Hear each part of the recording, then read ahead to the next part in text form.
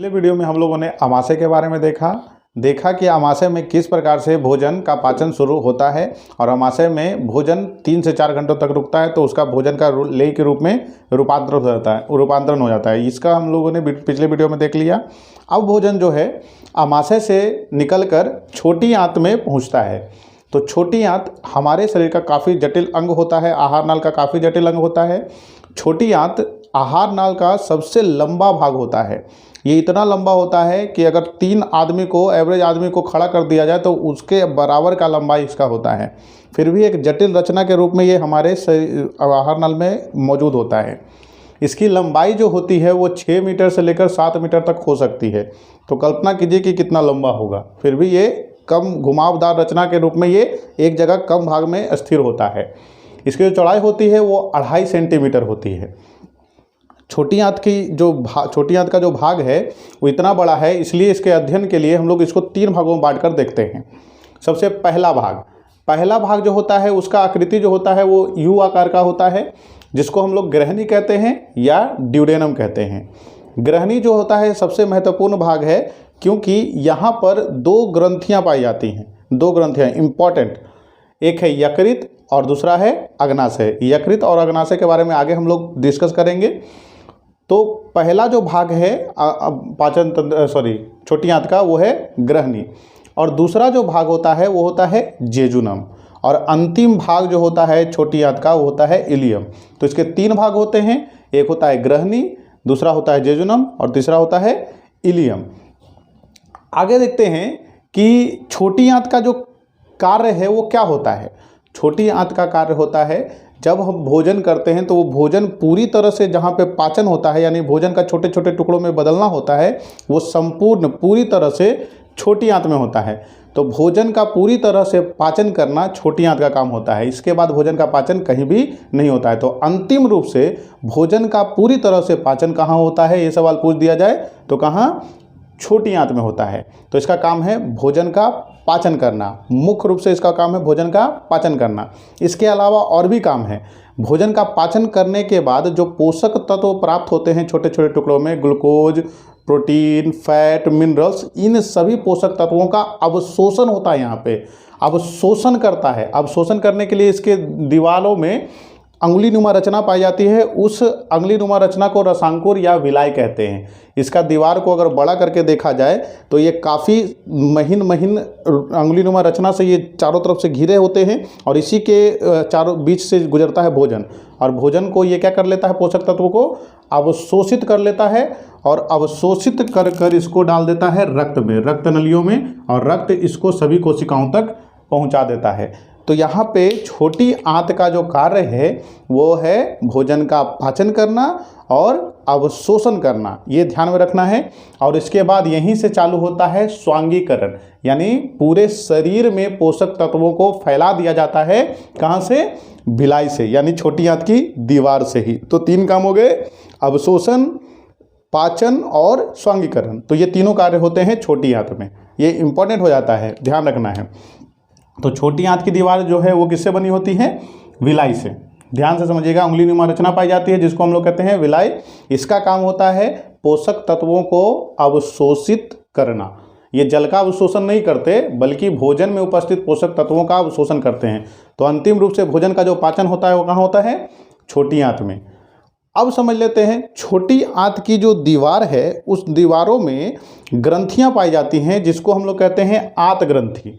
क्या कहते हैं, आंत ग्रंथि। और इन आंत ग्रंथियों से आंत रस का स्राव होता है। आंत रस का स्राव होता है, जिसको हम लोग कहते हैं सक्कस एंटेरिकस। इसमें कई प्रकार के एंजाइम पाए जाते हैं और उन एंजाइमों का बहुत सारा कार्य होता है, आगे हम लोग देखेंगे। तो इस तरह से ये है छोटी आंत का परिचय। अब हम लोग देखेंगे यकृत और अग्नाशय को। तो छोटी आंत को 3 भागों में बांटा गया है, ग्रहणी, जेजुनम और इलियम। छोटी आंत की जो दीवार होती है उनमें अंगुलीनुमा रचना पाई जाती है, जिसको हम लोग रसांकुर कहते हैं या विलाय कहते हैं। इनका काम होता है पोषक तत्वों का अवशोषण करना। इन्हीं आंत ग्रंथियों में छोटी आंत में आंत ग्रंथियां पाई जाती हैं, जो कि आंत रस का निर्माण करती हैं, स्राव करती हैं, और वो भोजन का पाचन में मदद करते हैं। आइए देखते हैं ड्यूडेनम के बारे में। ड्यूडेनम में दो प्रकार की ग्रंथियां पाई जाती हैं, जिसमें पहला है यकृत और दूसरा है अग्नाशय। अग्नाशय के बारे में आगे देखेंगे, अभी समझ लेते हैं यकृत के बारे में। यकृत इस प्रकार की रचना होती है जो कि भूरे रंग की एक ग्रंथि है। भूरे रंग की एक ग्रंथि होती है, इसका रंग कैसा होता है? भूरा। तो ये भूरे रंग की ग्रंथि होती है। इसका मुख्य जो कार्य होता है वो कार्य होता है भोजन का संग्रह करना। ये भोजन का संग्रह करता है, जैसे पोषक तत्व जो हमारे शरीर में अवशोषित करके पूरे शरीर में भेज दिए जाते हैं, जितना हमारा शरीर उसका उपयोग करता है वो कर लेता है, और जो बाकी पोषक तत्व बच जाते हैं उनका ये संग्रह करता है। तो ये फूड स्टोरेज का काम करता है। और जब हम विपरीत परिस्थिति में होते हैं, जब भोजन नहीं करते हैं किसी भी कारणवश, तो ये क्या करता है, जो भोजन स्टोर करके रखता है उस भोजन को क्या कर लेता है, ये तोड़ना चालू कर देता है और उसको पूरे कोशिकाओं में देना चालू कर देता है, जिससे हमें ऊर्जा मिलती है। अगर हम फैट अधिक खाते हैं तो फैट का ये जितना संग्रह करना होता है वो करता है, ये फैट संग्रह नहीं करता, बल्कि ये फैट को और भी अन्य जगहों पे जमा कर देता है, जैसे फेस हो गया, पेट हो गया, हाथ हो गया, और भी सभी जगह पे ये फैट को जमा, रक्त नलियाँ हो गई, इन जगहों पे फैट को जमा करने लगता है। और ये फैट हमारे लिए काफ़ी नुकसानदेह होता है। अगर ये ज़्यादा दिनों तक हमारे शरीर में रहे तो हमें कई प्रकार की बीमारियां दे सकता है। इसलिए फैट, ज़्यादा तेलीय पदार्थों को हम लोग को नहीं खाना चाहिए। तो देख लेते हैं अब इसको। यकृत जो है वो सबसे बड़ी ग्रंथि होती है। इसका जो वजन होता है वो 1.5 kg होता है। इसका ध्यान में रखना, ये सबसे बड़ी ग्रंथि है। ये उपस्थित कहाँ होता है? तो उदर के दाहिने हिस्से में, उदर के ऊपरी हिस्से में दायां साइड में स्थित होता है। ये ध्यान में रखना। इसका जो कार्य है वो क्या है? भोजन का संग्रह करना है, भोजन का संग्रह करना। अब ध्यान देना है कि ये जो यकृत है इससे पीत का स्राव होता है। पीत का स्राव होता है, ध्यान में रखिएगा। पीत का स्राव होता है जो कि पित्ताशय में जमा होता है, जो पित्ताशय में जमा होता है। ये पीत है जो पित्ताशय में जमा होता है, जो कि ये क्षारीय होता है। ये कैसा होता है? क्षारीय होता है। अब ये क्षार क्यों बनता है इसको हम लोग समझ लेते हैं। आमाशय में एक अम्ल निकलता है HCl, जो काफ़ी प्रबल होता है। उसका काम होता है सूक्ष्म जीव को नष्ट करना भोजन में उपस्थित। लेकिन ये अम्ल जो है वो तो भोजन में मौजूद होता है। अगर ये भोजन अम्ल के साथ हमारे शरीर के अगले हिस्से में पहुंचेगा तो शरीर के अन्य भोजन आहार नाल के अन्य कोशिकाओं को नष्ट कर देगा। इसीलिए यहाँ पे प्रकृति ने क्या व्यवस्था किया कि ऐसा एक पदार्थ बना दिया जाए जिससे कि अम्ल का गुण क्या हो जाए? नष्ट हो जाए। तो वही पदार्थ है ये पीत, जो कि क्षार होता है, जो कि क्या होता है? क्षार। ये पीत जैसे ही भोजन यहाँ पे आता है, ये पीत वाहिनी से निकलकर भोजन में मिल जाता है। ये पीत वाहिनी से निकलकर कहाँ मिल जाता है? भोजन में मिल जाता है। और जैसे ही ये भोजन में मिलता है, अम्ल का जो गुण होता है भोजन में वो पूरी तरह से समाप्त हो जाता है। और इसके आगे जैसे ही भोजन बढ़ता है, अब भोजन पूरी तरह से शुद्ध हो जाता है और इसके ऊपर सभी प्रकार के एंजाइम अब आसानी से कार्य कर सकते हैं। तो आगे हम लोग देखेंगे कि इस भोजन में उपस्थित जब अम्ल खत्म होता है तो कौन कौन से एंजाइम काम करते हैं, उस पर उसका ध्यान रखेंगे। तो भोजन में उपस्थित अम्ल को नष्ट करने का काम जो करता है वो करता है पीत। तो पीत कहाँ से निकलता है? यकृत से। पीत जमा कहाँ होता है? तो पित्ताशय में। इसका ध्यान में रखना है, ये सभी चीज़ें ध्यान में रखिएगा।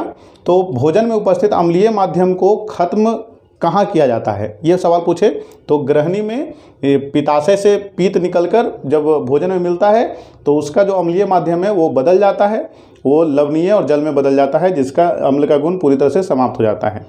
तो ये था यकृत। अब हम लोग देखते हैं अग्नाशय के बारे में। आइए अब देखते हैं ड्यूडेनम में पाई जाने वाली दूसरी ग्रंथि जो है अग्नाशय। अग्नाशय जो है वो पीले रंग की ग्रंथि होती है जो कि अमाशय के ठीक नीचे स्थित होता है। इससे अग्नाशय रस का स्राव होता है, तरल पदार्थ का, जो कि जिसको इंग्लिश में पैनक्रियाटिक जूस कहते हैं। ये ध्यान में रखना है। ये भोजन के पाचन में बहुत ज़्यादा मदद करता है, इसको हम आगे देखेंगे। अब समझ लेते हैं कि अग्नाशय जो ग्रंथि है इससे हार्मोन और एंजाइम दोनों का स्राव होता है। यानी ये अपने तरल पदार्थ को रक्त में भी डालता है और अंग में भी डालता है। तो ये इंपॉर्टेंट रहता है। एकमात्र ऐसा ग्रंथि है जो हार्मोन भी निकालता है और एंजाइम भी निकालता है। इसको एकदम याद रखना है, आगे हायर एग्जाम में आपको काम देगा। अब इसके आंतरिक भागों का, अग्नाशय के आंतरिक भागों का जो अध्ययन है वो लैंगरहैंस ने किया था। लैंगरहैंस ने क्या देखा कि इसमें छोटे छोटे सूक्ष्म कणिकाएँ पाई जाती हैं। जिस तरह से समुद्र में छोटे छोटे आइलैंड पाए जाते हैं, द्वीप पाए जाते हैं, उसी प्रकार से इन्होंने देखा कि इनके अंदर भी छोटे छोटे कणिकाएँ पाई जाती हैं। तो इन कणिकाओं को लैंगरहैंस ने देखकर क्या नाम दे दिया? द्वीपिकाएँ। तो इसका पूरा नाम हो गया लैंगरहैंस की द्वीपिकाएँ। तो यहाँ से सवाल आता है कि लैंगरहैंस की द्वीपिकाएँ, या इंग्लिश में कहें इजलेट्स ऑफ लैंगरहैंस, कहाँ पाया जाता है? इजलेट्स ऑफ लैंगरहैंस कहाँ पाया जाता है? तो वो पाया जाता है अग्नाशय के अंदर। तो अग्नाशय के अंदर जो इजलेट ऑफ लैंगरहैंस पाया जाता है उसको इन्होंने 3 अलग अलग कोशिकाओं में बांटा, 3 अलग अलग समूहों में बांट दिया, जिनका नाम रखा अल्फा सेल, बीटा सेल और gamma cell. Alpha cell, beta cell और गामा सेल। इसमें से इम्पोर्टेंट है बीटा सेल। बीटा सेल काफ़ी ज़्यादा इम्पोर्टेंट है क्योंकि इससे एक हार्मोन का स्राव होता है। उस हार्मोन को इंसुलिन हार्मोन कहते हैं। इंसुलिन हार्मोन, इसका जो खोज किया था वो किया था फ्रेडरिक सेंगर ने। फ्रेडरिक सेंगर ने। इंसुलिन हार्मोन जो होता है वो काफ़ी महत्वपूर्ण होता है। ये क्या करता है? जब हमारे रक्त में चीनी की मात्रा बढ़ जाती है, चीनी की मात्रा होती है, उस चीनी की मात्रा को नियंत्रित करने का काम करता है इंसुलिन हार्मोन। इंसुलिन हार्मोन रक्त में उपस्थित शुगर की मात्रा को नियंत्रित करता है। तो ये सवाल हमेशा पूछा जाता है कि रक्त में उपस्थित शुगर की मात्रा को नियंत्रित करने का काम कौन करता है? तो वह है इंसुलिन। इसका खोज किसने किया था? फ्रेडरिक सेंगर ने। किस कोशिका से निकलता है? तो बीटा सेल से। कहाँ पे बीटा सेल पाया जाता है? तो अग्नाशय के अंदर। यहाँ पे ध्यान में रखना एकदम इम्पॉर्टेंट है। तो इसका कार्य जो है वो रक्त में पाए जाने वाली चीनी की मात्रा को नियंत्रित करना। अगर इसकी कमी हो जाए तो क्या होगा? इसकी कमी अगर हमारे शरीर में हो जाती है तो हमारे शरीर के अंदर रक्त में शुगर की मात्रा बढ़ जाती है, जिससे एक रोग उत्पन्न होता है। उसे हम कहते हैं चिनिया रोग या मधुमेह, या इंग्लिश में कहा जाता है डायबिटीज़। तो इंसुलिन हार्मोन की कमी से एक रोग उत्पन्न होता है जिसे हम लोग कहते हैं चिनिया रोग या डायबिटीज़। ये ध्यान में रखना है। हिंदी में और कहा जाता है मधुमेह। तो मधुमेह किसके कारण होता है? तो इंसुलिन हार्मोन की कमी के कारण होता है। इसका ध्यान में रखना है। तो ये था इंसुलिन हार्मोन जो कि अग्नाशय से निकलता है। अग्नाशय के किस भाग से निकलता है? बीटा सेल से निकलता है। अब हम लोग देखेंगे अग्नाशय से निकलने वाले एंजाइम्स और उन एंजाइमों का कार्य। आइए अब देखते हैं अग्नाशय से निकलने वाले एंजाइम। इससे मुख्य रूप से 4 प्रकार के एंजाइम्स निकलते हैं, जो हैं ट्रिप्सिन, एमाइलेज, लाइपेज और न्यूक्लिएज। ट्रिप्सिन इंपॉर्टेंट है, पूछा जाता है ट्रिप्सिन कहाँ से स्रावित होता है? तो ये होता है अग्नाशय से। ध्यान में रखना है, ट्रिप्सिन एंजाइम जो है वो अग्नाशय से स्रावित होता है। इसका काम क्या होता है? प्रोटीन का जो छोटा रूप है पेप्सिन, इस पेप्सिन को और छोटा टुकड़ा में बदलता है, वो है पेप्टाइड्स में। तो पेप्सिन को पेप्टाइड्स में बदलता है कौन? ट्रिप्सिन। तो पेप्टाइड्स प्रोटीन का सबसे छोटा रूप होता है और यही पोषक तत्व को क्या करता है? हमारा जो छोटी आंत का जो भिलाई है वो अवशोषित करता है। अगला जो भाग है एमाइलेज। एमाइलेज क्या करता है? या स्टार्च को ये पाचन, स्टार्च जो है वो सबसे बड़ा रूप होता है ग्लूकोज का, या तो यह स्टार्च का पाचन करेगा या इसके छोटा रूप ग्लाइकोजेन का पाचन करेगा। तो यह स्टार्च को या ग्लाइकोजेन को तोड़कर माल्टोज में बदल देता है। इसको किसमें बदल देता है? माल्टोज। अब ये माल्टोज आगे चलकर ग्लूकोज में बदल जाएगा। तो ये स्टार्च या ग्लाइकोजेन को एमाइलेज क्या करता है? माल्टोज में तोड़ देता है। और ये छोटा रूप है, अब इसको टूटेगा आगे चलकर ग्लूकोज में, हम आगे देखेंगे उसको। अब है लाइपेज। लाइपेज क्या करता है? इमल्सीकृत वसा, जो हम लोग फैट खाते हैं, उस फैट का पाचन करता है, इसको तोड़ देता है। तोड़ता है 2 भाग में, वसा अम्ल और ग्लिसरॉल। वसा अम्ल और ग्लिसरॉल में इमल्सीकृत वसा को लाइपेज क्या कर देता है? पूरी तरह से तोड़ देता है। अगला जो भाग है न्यूक्लिएज, ये क्या करता है? भोजन में उपस्थित न्यूक्लिक अम्ल जो होते हैं उस न्यूक्लिक अम्ल का पाचन करता है और इसको तोड़कर किस में बदल देता है? न्यूक्लियोटाइड्स में। न्यूक्लियोटाइड्स में। तो इस तरह से अग्नाशय से 4 प्रकार के एंजाइम्स निकलते हैं और ये एंजाइम्स अलग अलग कार्य को करते हैं। जैसे ट्रिप्सिन जो है पेप्सिन का पाचन करता है, उसको तोड़ देता है पेप्टाइड्स में। एमाइलेज स्टार्च या ग्लाइकोजेन को तोड़ता है। माल्टोज में लाइपेज जो है इमल्सीकृत वसा को तोड़ता है, वसा अम्ल या ग्लिसरॉल में।